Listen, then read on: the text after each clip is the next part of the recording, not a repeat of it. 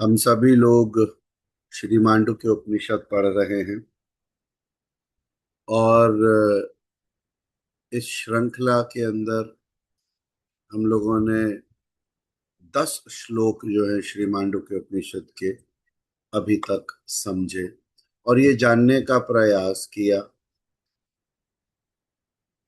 कि जो जागृत अवस्था है, जो स्वप्न अवस्था है और सुषुप्ति अवस्था है, इन सब में चेतना आधार होती है। इन सब में से वो ऐसे बेस की तरह हैं। वो उदय हो रही है, ठहर रही है, उदय हो रही है, ठहर रही है। आप ऐसे समझे जैसे स्क्रीन, एक फिल्म का स्क्रीन वो हमेशा होता है। अंधेरा हो तो भी मूवी का स्क्रीन रहता है, वहां पर प्रकाश हो तो भी रहता है, फिल्म चलती हो तो भी रहता है। It is the base on which everything gets reflected और एवरीथिंग कम्स फ्रॉम। हर चीज उदय ही हो रही है, हर चीज दिख रही है, प्रतिबिंबित हो रही है, उसकी वजह से जो आधार है। पर जागृत अवस्था में आप एक वर्ल्ड में आते हो, a world of matter, solid, liquid, gas, varieties, भिन्न चेहरे, सब इंसान सॉलिड, लिक्विड, गैस और प्योर एनर्जी के बने हुए। लेकिन सब कितने वेरीड, सब में कितनी भिन्नताएं, सबके चेहरे अलग, सबकी सोच अलग, सबके तरीके अलग। और यहीं से जीवन रचा जाता है। कर्मा की थ्योरी आती है। तो जागृत अवस्था भी एक सत्य है, लेकिन एक टेम्परेरी ट्रुथ। स्वप्न, स्वप्न अवस्था एक सूक्ष्म संसार है, जहां वो सब एक कल्पना जगत में रचा गया। वो भी ऐसा ही है। वहां पे भी पहाड़ हैं, वहां पे भी लोग हैं, वहां पे भी वृक्ष हैं, जानवर हैं, भाव हैं, रोना है, धोना है, डर है, तकलीफ है, बिछड़ना है, मिलना है। पर वो एक सूक्ष्म जगत है। वहां से आप भौतिक कुछ नहीं ला सकते कि आप वहां गए थे और पत्थर उठा के ले आए, तो सॉलिडिटी है ही नहीं वहां।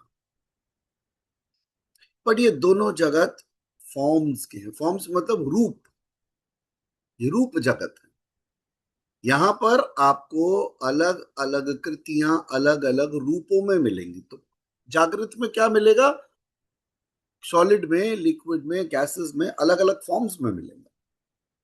आप छू के, स्पर्श से जान सकते हो, आप स्मेल से पकड़ सकते हो, आप देख के पकड़ सकते हो। पर इसका भी आधार चेतना है, the consciousness from which everything arises. क्योंकि एनर्जी ही कंसोलिडेट होके गैस बनती है, एनर्जी ही कंसोलिडेट होके वाटर बनती है, एनर्जी कंसोलिडेट होके सॉलिड, और कंसोलिडेट होती है, सॉलिड बन जाती है। नहीं, energy consolidates and takes a form. इसीलिए जब हम साकार और निराकार की बात करते हैं तो ये भिन्न स्कूल्स हैं ही नहीं। वो केवल एक आइडियोलॉजी है। एक एक रूप है, एक सर्व रूप है, जिसमें अन्य रूप होते हैं। जब हम फिजिक्स को पढ़ते हैं तो हमें समझ में आता है law of conservation of energy. Energy can not be created nor can it be destroyed. यानी ऊर्जा ना तो उसको रचा जा सकता है, ना ही उसे नष्ट किया जा सकता है। वो केवल रूपांतरित होती है। It can only transform. यही सिद्धांत है यहाँ पर। ये रूपांतरित हो रही है। तो दो जगत ऐसे हैं जो रूप वाले जगत है, और तीसरा जगत सुषुप्ति जगत ऐसा है जिसमें आप सूक्ष्म तो हो जाते हो, लेकिन एक अंधकार में चले जाते हो। यहाँ शांति है, एक आनंद है, लेकिन तब भी अज्ञान है, क्योंकि अभी भी आप जब जागते हो तो आपको कुछ भी खास स्मृति होती नहीं। ये गहरी निद्रा है। पर ये आपको इसका ध्यान दिला देती है कि साहब कुछ ऐसा भी हो सकता है जहां मेरा सूक्ष्म जगत मिट जाए, जैसे स्वप्नावस्था, और मेरा ये जगत भी मिट जाए कि मेरे पास शरीर की कोई अनुभव ना हो, अपने शरीर का अनुभव ना हो, किसी और के शरीर का अनुभव ना हो, अपने पलंग का अनुभव ना हो जिस पर आप सो रहे हो, आपके कमरे का अनुभव ना हो। आप ऐसी कौन सी अवस्था में चले गए थे कि आपको समय का अनुभव नहीं है, आपको स्थान का अनुभव नहीं है, शरीर का अनुभव नहीं है? तो सुषुप्ति अपने आप में एक सूक्ष्म ऊर्जा का क्षेत्र है। लेकिन श्री मांडू के उपनिषद कहते हैं कि ये पूर्ण ज्ञान की अवस्था नहीं है। तो फिर ये कैसी अवस्था है? यहां पर अभी भी कुछ जानना बाकी है।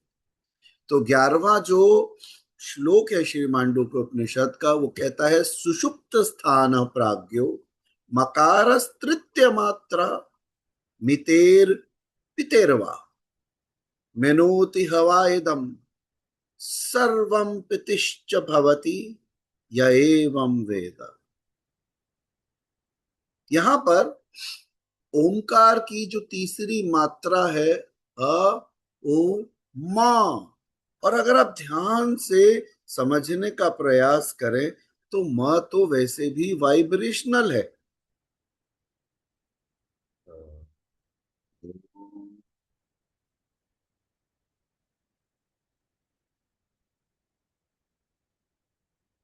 म में कंपन है, एक गहराई है जो धीरे धीरे एक शांति में ले जा रही है। और चौथा मात्रा जो है वो पाद्य कौन सा है? साइलेंस का, जो हम लोगों ने तुरीय अवस्था बोली। एक शब्द ले लिया ओम, उसके चार पार्ट्स और हमारी चार स्टेट्स ऑफ कॉन्शियसनेस, और उन्हीं से ही 12 श्लोकों में श्री मांडू के उपनिषद समझदार को गहरा इशारा देता है, मनन करो। स्वप्न क्या है, सुषुप्ति क्या है, मनन करो। जागृत क्या है, मनन करो। और इन सब में कॉमन क्या है, मनन करो। मैं रिपीट करता हूं, सुषुप्ति क्या है, मनन करो। जागृत क्या है, मनन करो। स्वप्न क्या है, मनन करो। और इनमें कॉमन क्या है, मनन करो। जो कॉमन पकड़ लिया तो आपको चौथी अवस्था तुरिया में जाना समझ में आ जाएगा। और यहीं से विषय का गहराई आनी शुरू हो जाती है, जब हमें ये समझ में आना शुरू हो जाता है कि जो सुषुप्ति अवस्था है उसका भी अपना एक महत्व है। तो श्री मांडू के उपनिषद में ये जब चारों अवस्थाओं की बात आती है तो पहली अवस्था जागृत में भग जो चेतना है या ईश्वर है, वो वैश्वानर अवस्था में, यानी वो बाहरी संसार का अनुभव देता है, जो एग्जिस्ट करता है। ऐसा नहीं करता नहीं, पर वो एक टेम्परेरी एग्जिस्टेंस है और वो चेंज होती रहती है। इसीलिए कई बार ग्रंथों में इसे असत्य कहा गया। स्वप्न अवस्था में चेतना को तेजस कहा गया, क्योंकि वो मन के भीतर के संसार के अनुभव है। सुषुप्ति में प्राज्ञ कहा गया, क्योंकि वो गहरी निद्रा के अनुभव, गहरी निद्रा। और गहरी निद्रा तो है ही, लेकिन गहरी निद्रा से ज्यादा इंपॉर्टेंट ये आता है कि वो हमें किस गहराई में ले जाती है वो निद्रा। और चौथी तुरिया, जो इन तीनों से परे एक शुद्ध चेतना। तुरिया क्या है? एक शुद्ध चेतना है इन तीनों से परे। तो सुषुप्ति में व्यक्ति ना बाहरी संसार जानता है, ना ड्रीम स्टेट को जानता है, फिर भी उसका अस्तित्व सूक्ष्म रूप में बना रहता है। वो कहीं एक एग्जिस्टेंशियल रियलिटी के फॉर्म में कि वो है, बस वो है। तो सुषुप्ति को मकार से जोड़ा गया, म से जोड़ा गया, उस वाइब्रेशनल साउंड से जोड़ा गया। और उपनिषद इसके दो कारण देते हैं। पहला, जो शब्द मिते आता है उसका मतलब है मापन या फिर समापन। तो म पर ध्वनि समाप्त होती है। अ उ म, म पर क्या होती है? ध्वनि समाप्त होती है। जिस तरीके से जागृत और स्वप्न भी सुषुप्ति में समाप्त हो जाता है। हम इसको समझने का प्रयास करें कि जब आप गहरी निद्रा में जाते हैं, सुषुप्ति अवस्था में होते हैं, तो न जागृत संसार आपके लिए होता है, न स्वप्न होता है। सब उसके अंदर जाके विलीन हो जाता है, सब उसमें जाके गायब हो जाता है।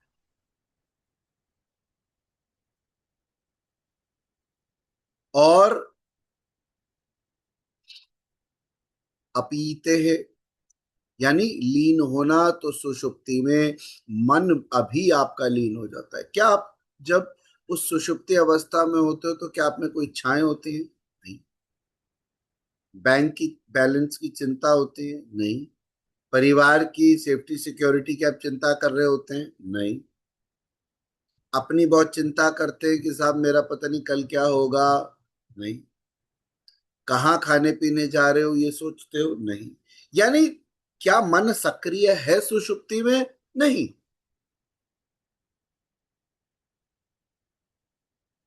इंद्रिय सक्रिय है? नहीं। ज्ञानेन्द्रिय सक्रिय? नहीं। कर्मेंद्रिय सक्रिय? नहीं। अहंकार सक्रिय है? वो भी नहीं। ना इच्छाएं हैं, ना चिंताएं हैं, ना अहंकार है, ना इंद्रियां हैं, ना मन है। जिस तरह से समुद्र में लहरें विलीन हो जाती हैं, उसी तरह ये जागृत, ये स्वप्न और मन की सभी गतिविधियां सुषुप्ति के अंदर विलीन होने लग जाती हैं। पर इतनी सारी बातों के बाद भी श्री मांडुक्य उपनिषद कहते हैं कि सुषुप्ति में अज्ञान रहता है। क्योंकि हम जब सो के उठते हैं, हम ये तो कहते हैं कि नींद अच्छी आई। नॉर्मल तौर पे भी सब पूछते हैं, did you have a sound sleep? Yes yes yes. तो आपका पर्पस क्या होता है? आप ये बताने का प्रयास कर रहे होते हो कि अच्छा गहरा सोए, बढ़िया रहा। पर आप अनुभव तो कोई नहीं बता पाते। कितनी देर सोए ये भी नहीं बता पाते। ऐसा लगता है अभी सोए थे, अभी लेटे और अभी उठा दिया गया। यानी न काल की अनुभूति, समय की अनुभूति नहीं, स्थान की अनुभूति नहीं, शरीर की अनुभूति नहीं, किसी चीज के सक्रिय होने की अनुभूति नहीं। मैंने पहले भी कई बार ये स्पष्ट किया था कि इसी सुषुप्ति अवस्था मेरे लिए स्टार्टिंग बिंदु था। आध्यात्मिक प्रश्न मेरे यहीं से खड़े हुए थे कि मैं कहाँ डूब जाता हूँ जो मैं नहीं जानता। ये स्वप्न कहाँ से बनते हैं, ये कौन बनाता है? क्या मैं स्वप्न बना सकता हूँ अपने? यही अवस्था थी उस टीनेज में, जो प्रश्न थे जिनको जानने की बड़ी गहरी इच्छा थी, जो मैं साइंस, फिलॉसफी, थियोलॉजी किसी में भी ढूंढने का प्रयास करता था। अनुभव ही आंसर बने अल्टीमेट। ये जो पढ़ाई लिखाई है ये तो हम अब कर रहे हैं। जो असली उत्तर थे वो अनुभवों ने कभी दे दिए थे। और सुषुप्ति के साथ कुछ एक्सपेरिमेंट्स करने का प्रयास करता रहता था, लेकिन आप जागृत से सुषुप्ति में छेड़छाड़ ज्यादा कर नहीं सकते। पर वो भी अनुभव अनुभव ही होते हैं। आप बहुत सारी चीजें ट्राई करने की कोशिश करते हो। मैंने भी कुछ चीजें ट्राई करने की कोशिश करी, और खुशी है कि कुछ ना कुछ समझा। पर ध्यान की अवस्था ने कुछ और समझाया। तो ध्यान की अवस्था का महत्व निश्चित तौर पर है, क्योंकि ध्यान भी आपको अलग तरीके के अनुभव देता है। तो अज्ञान क्यों है? क्योंकि सुषुप्ति में, ये तो आप जानते हो, मैं अच्छी नींद सोया, आनंद था, शांति थी, पर कुछ भी पता नहीं था। तो मनोति हवा इदम सर्वम, इसका अर्थ इसमें है कि ये रहस्य है मकार का, कि वो इंसान ये तो समझ जाता है कि समस्त अनुभव जो है मेरे, वो एक चेतना में विलीन हो गए, लेकिन चेतना क्या है वो ये नहीं समझ पा रहा। वो कहीं डूब तो गया, पर कहाँ डूबा ये नहीं पता। तो वेदांत कहता है कि सुषुप्ति एक तरीके का संकेत है, जहां से शुरुआत होती है सूक्ष्म में जाने की, चेतना को समझने की, अगर आप चाहो तो। क्योंकि सुषुप्ति हम सब रोज लगभग अनुभव करते हैं। शरीर नहीं दिखता, मन नहीं चलता, संसार नहीं दिखता, मैं बना रहता है। और हमें अगर इच्छा है तो हम गहराई तक जा सकते हैं। जो आदि शंकराचार्य के गुरु थे, गौड़पादाचार्य, इनकी भी बड़ी विशेष टिप्पणियां हैं कई फिलॉसफीज में। और गौड़पाद जो थे, उन्होंने इतनी आसानी से शंकराचार्य को स्वीकारा नहीं था। जो निर्वाण षटकम है, वो उत्तर था जिसका प्रश्न गौड़पादाचार्य ने उनसे पूछा था, तुम कौन हो? तो शंकराचार्य कह सकते थे कि मैं शंकराचार्य हूँ, पर निर्वाण षटकम वो उत्तर था जो उन्होंने बताया, मैं ये भी नहीं हूं, मैं ये भी नहीं हूं, मैं ये भी नहीं हूं। तो स्वीकार लिया, आ जाओ, तुम अनुभवी स्तर पर जान चुके हो तुम कौन हो, अब तुम इस विषय को समझ पाओ। जब तक तुम में अंधकार है, अज्ञान है, तुम्हारी इस गुरुकुल में एंट्री नहीं है। तो जो जाग जाते हैं, जैसे इस क्लास में अगर जो लोग जगे हुए बैठे होंगे वो कुछ सीख सकते हैं, जो सो रहे होंगे वो क्या ही सीखेंगे। तो उनकी जागृत की परिभाषा थी, सत्य को जो जान गया वो जागृत है, बाकी सब तो एक कंटेक्चुअल अंडरस्टैंडिंग में जी रहे। तो गौड़पाद जी ने भी अपनी तरफ से ये समझने का कहा कि देखो भाई, सुषुप्ति अज्ञान है, तुरिया पूर्ण ज्ञान है, क्योंकि स्वयं आप एक ज्ञान की अवस्था में, चेतना की अवस्था में जागृत से डायरेक्टली प्रवेश करते हो। यहां आप स्वप्न को ट्रांसेंड कर जाते हो। और सुषुप्ति अस्थाई है क्योंकि वो अंत हो जाएगी, बट तुरिया शाश्वत है। अब जैसे जैसे ध्यान को जानना शुरू करते हो, चेतना को समझना शुरू करते हो, उस कंपन को रियलाइज करते हो, पहले आंखें बंद करके जानते हो, उसके बाद आंखें खोल के भी जानना शुरू करते हो। जब आप ध्यान में बैठते हो तो आप नींद में नहीं होते, इसलिए सुषुप्ति नींद में आती है। पर जब हम ध्यान की अवस्था में, तुरिया में जाते हैं, तो हम नींद में नहीं होते। हम उस कंपन को, उस ऊर्जा को, उस वाइब्रेशन को, उस सत्य की उस गहरा, और जितना ज्यादा आप उसमें डूबते हो उतना ज्यादा वो वाइब्रेशनली महसूस होता है। आपको पता लगता है कि there is a high vibrational energy and consciousness in and around me. The world is merely energy and vibrating consciousness. संसार क्या है? एक ऊर्जा और उसका कंपन। क्या ये सत्य केवल किसी संत ने जाना होगा? नहीं, ये वैज्ञानिक ने भी जाना। और सत्य वही जो सत्य है। मेटाफिजिक्स, क्वांटम फिजिक्स, अलग अलग डोमेन्स में अलग अलग तरह से इन विषयों को स्पर्श करते हैं। इसीलिए आप लोगों में से जो भी विचारक हैं, जो, देखिए दो तरीके हैं। हम लोग अक्सर वास्तु में भी जब पढ़ाते हैं तो ये बात करते हैं कि एक्सपेरिमेंटल, एक एक्सपीरियंशियल। एक्सपेरिमेंटल तरीका होता है जिसमें लेबोरेटरी में किसी चीज की चीर फाड़ करके आप उसे एक्सपेरिमेंटल लेवल पे इंस्ट्रूमेंट्स की मदद से जान जाओ, जो साइंस का मार्ग है। और दूसरा एक्सपीरियंशियल लेवल है, जिसके अंदर ग्रॉस लेवल पर आप उस सत्य को अनुभव करते हो। तो किसी भी सत्य को आप दोनों तरह से जान सकते हो, इस सत्य को भी आप दोनों तरह जान।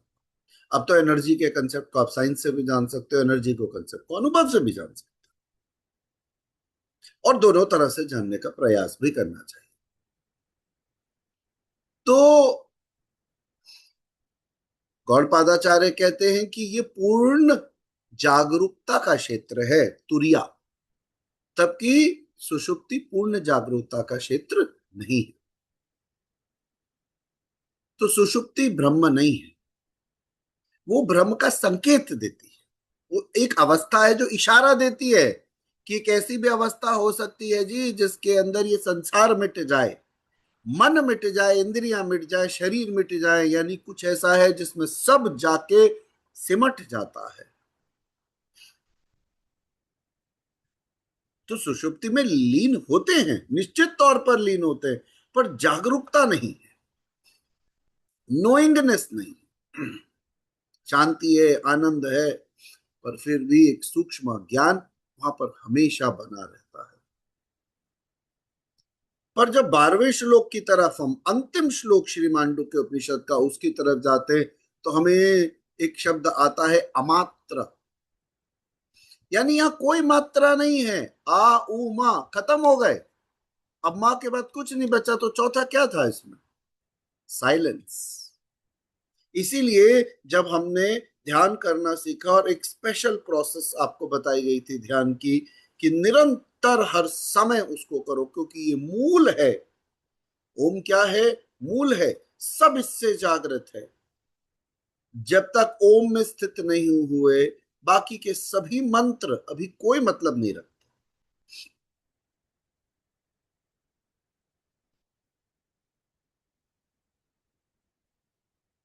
ये बेसिक है, और इसके बाद कोई भी साकार मंत्र का अस्तित्व है, क्योंकि उस मूल से ही सब उदय हो रहा है, और उस मूल में ही सब अंत हो जा रहा है, और वही मूल है ओमकार। उसके परे कुछ नहीं हो सकता, उसके बियॉन्ड कुछ नहीं हो सकता, एवरीथिंग इज इन इट। तो अमात्र में मतलब मात्रा भी खत्म हो गई, क्योंकि अजागृत है, स्वप्न है, सुषुप्ति है। तो अमात्र है साइलेंस, मौन। और ये मौन केवल ध्वनि का भाव नहीं है, ये चेतना है, जिसमें से ध्वनि उत्पन्न होती है, जिसमें ध्वनि रहती है, जिसमें ध्वनि लीन हो जाती है। तो ये कैसी अवस्था है? चौथी अवस्था है श्लोक के अनुसार, और ये अलग है जागृत, स्वप्न और सुषुप्ति से, क्योंकि ये आधार है। आप तब भी चेतना में होते हो जब जागृत में होते हो, आप तब भी चेतना में होते हो जब स्वप्न में होते हो, और तब भी चेतना में होते हो जब सुषुप्ति में होते हो। मैंने कहा वो फिल्म के पर्दे की तरह हैं, हर स्टेट में, whether there is darkness, there is light, a movie on the screen, it is the screen. तो मूवीज अलग अलग चलती हैं, स्क्रीन सेम रहता है, मूवी बदलती रहती है। हमें सबको मालूम है हर फ्राइडे मूवी चेंज होती है, जब फ्राइडेज चेंज हो सकती हैं, हर फ्राइडे हो ना हो।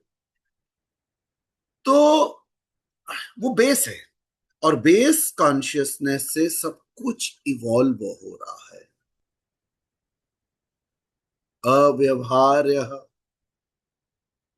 और इस शब्द के अंदर ये बताते हैं कि इसके साथ कोई व्यवहार नहीं किया जा सकता तुरिया के साथ, क्योंकि आप उसको इस कॉमन आईज से नहीं देख सकते। हमारी आईज की एक लिमिटेशन है, नैनोमेट्रिक वैल्यूज में लिमिटेशन है of what you can see, ears की लिमिटेशंस है what in hertz what you can hear, skin के भी न्यूरोट्रांसमीटर के लिमिटेशंस है of things you can feel. Through touch, तो आप उसे छू नहीं सकते। वो आपके उन मेंटल परसेप्शंस के बियॉन्ड है, येट एक्सपीरियंशियली जानी जा सकती है।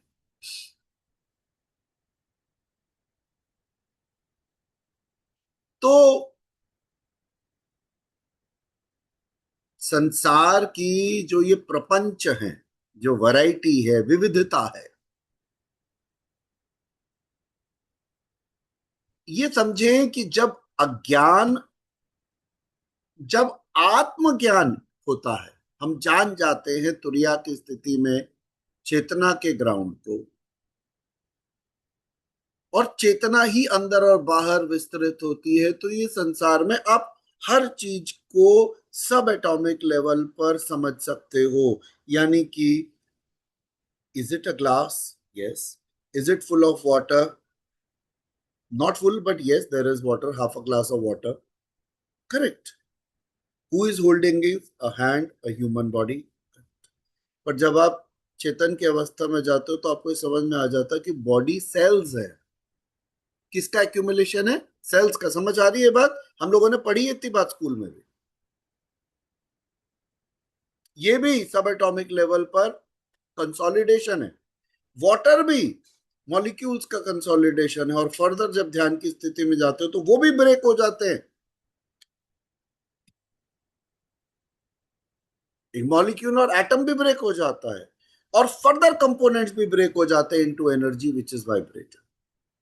तो जब आप ध्यान की गहराई में जाते हो तो पानी भी टूटता जाता है, ऊर्जा तक पहुंच जाता है। ये सॉलिड ग्लास भी टूटता जाता है, एनर्जी तक चला जाता है, और हम भी टूट के ऊर्जा के क्षेत्रों में बिखर जाते हैं। You realize it was all energy at the subatomic level.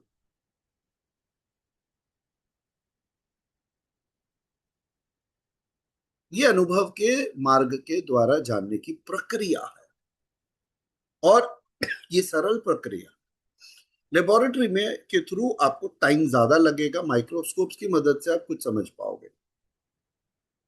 अभी तो आप पानी का टेस्ट ले रहे हो। जब आप एक्सपेरिमेंटल लेवल पे जाओगे तो आपको रियलाइज होगा एनर्जी जा रही है अंदर, और रियलिटी में आप पीते खाते क्यों हो? क्योंकि आपको ऊर्जा देनी है शरीर को। यहां पर ये मनन चिंतन करने का विषय आ जाता है कि ये जो आत्मज्ञान होता है तो संसार नष्ट ऐसे नहीं हो जाता कि everything dissolve for you, but you realize कि एनर्जी का कंसोलिडेशन है। यही ऊर्जा गैस बन गई, यही ऊर्जा जल बन गई, तो कंसोलिडेट होती जा रही है और रूप बदलती जा रही है। ये जो आप इस प्रोग्राम में समझ रहे हो, ये आध्यात्मिक और वैज्ञानिक समझ है। तो जो इनके रूप है वो केवल ट्रांसफॉर्मेशन है, रूपांतरण है।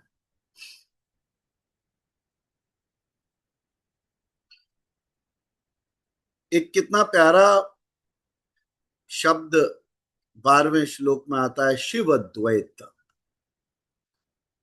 शिव शब्द का अर्थ है कल्याण रूप।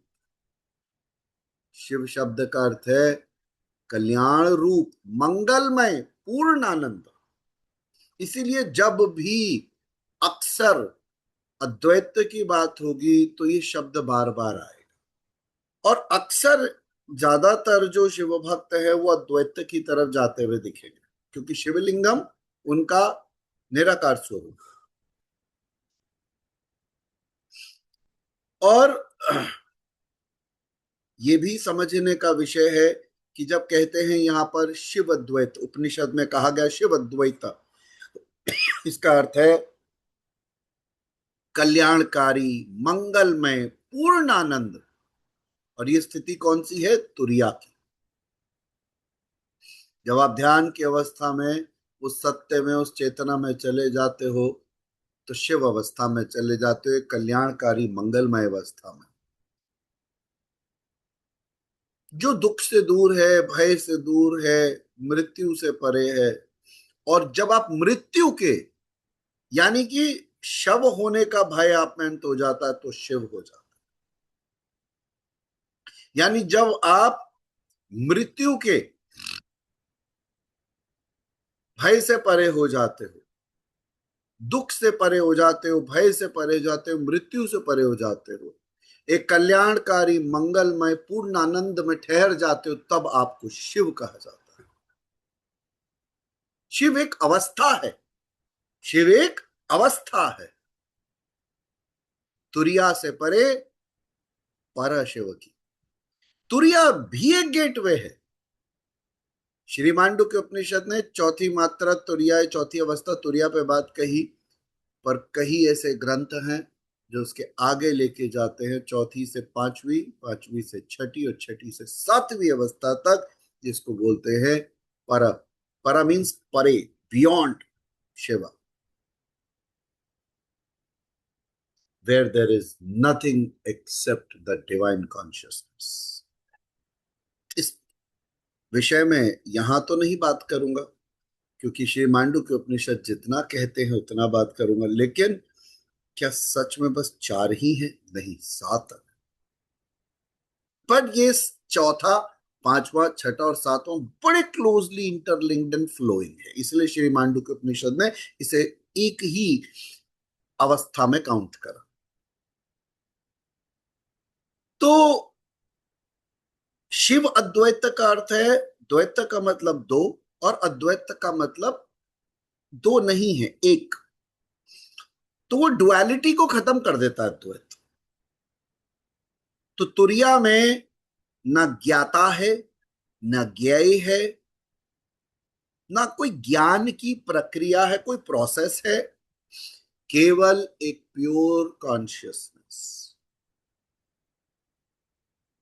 जैसे समुद्र में ऊपर से तो लहरें सब अलग अलग लगती हैं, आप उन्हें काउंट कर लो, पर in reality they are all water. सब क्या है? जल है।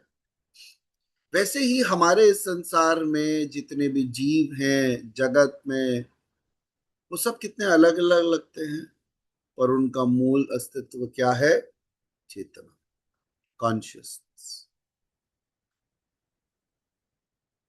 एवं ओंकार आत्मैव, 12वें श्लोक के अंदर जब ये बात आती है तो श्री मांडू के उपनिषद कहते हैं कि ओम ही आत्मा है,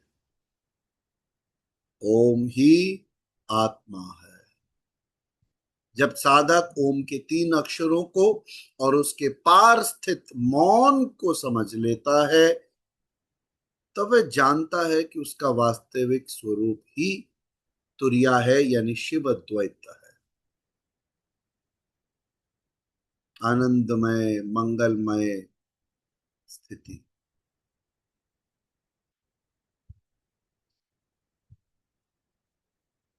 वह आत्मा द्वारा आत्मा में ही प्रवेश करता है।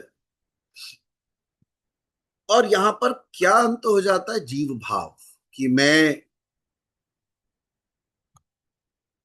तो गुरु हूं और मेरा ये हूं और मैं वहां रहता हूं, ये सब अंत हो जाता है, इसका कोई अस्तित्व नहीं। आप जितनी बड़ाई अपने बारे में कर सकते हो वो सब जागृत अवस्था में कर लो, स्वप्न में तो अलग ही होती है, फिर सुषुप्ति में डूबते जाते हो, और तुरिया के अंदर तो ईश्वरीय अवस्था के अलावा कुछ नहीं बचता।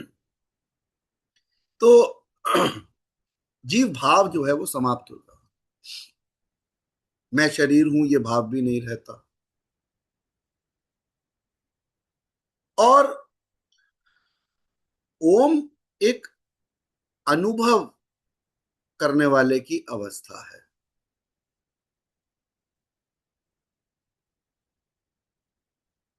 और जो तुरिया है उसमें शुद्ध आत्मा है, वो अमात्र है। जैसे अजागृत है, उ स्वप्न है, मां सुषुप्ति है, और तुरिया अमात्र है, यानी मौन। में चेतना को विश्वनर कहा गया, ऊ में यानी स्वप्न में तेजस कहा गया, सुषुप्ति यानी म में प्राज्ञ कहा गया, और तुरिया में शुद्ध आत्मा कहा गया। तो बेसिक अंडरस्टैंडिंग क्या आती है इस पूरी बातचीत में, कि आप सभी अवस्थाओं को जीते हो, तीन को तो रोज जीते हो, लेकिन जो ध्यान की मदद से शुद्ध चेतना के सफर में जाता है वो स्वयं को प्रकाशित कर पाता है और शिवत्व को पाता है, इस भय को नष्ट करता है, आनंद को स्वीकारता है, एक अलग सी मस्ती में झूमता है।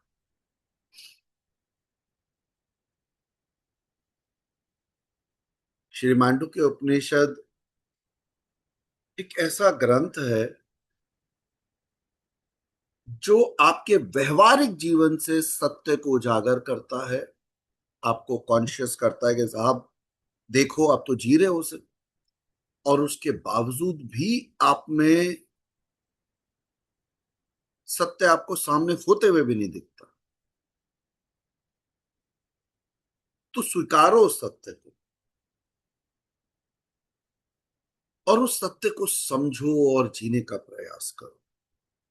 यही खूबसूरती है श्री मांडुक्य उपनिषद की।